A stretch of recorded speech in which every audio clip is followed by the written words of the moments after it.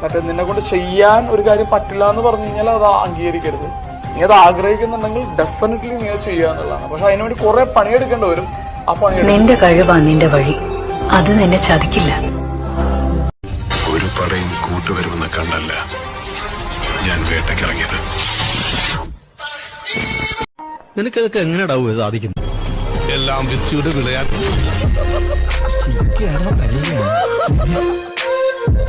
സാറിന്റെ പഴയ ഗ്യാങ് ആയിരിക്കും അല്ലേ? അതെ. എന്തായിരുന്നു ഗ്യാങ്ങിന്റെ പേര്? ഈ ഗ്യാങ്ങിന് പേരില്ല. മോനെ, ഗാലറിയിൽ നിന്ന് ഗോളടിക്കാൻ എളുപ്പമാണ്, കളി കാണാനും. ശരിക്കും കളിക്കണമെങ്കിൽ ഗ്രൗണ്ടിൽ ഇറങ്ങി കളിക്കണം.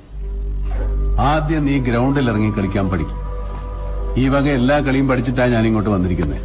എന്നെ നീ കളി പഠിപ്പിക്കാൻ വരല്ലേ, മനസ്സിലായോ?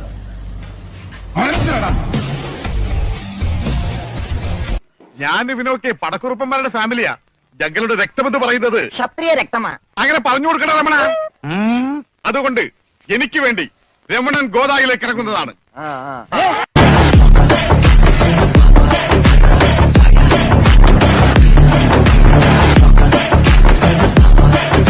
വീരരാഘവൻ.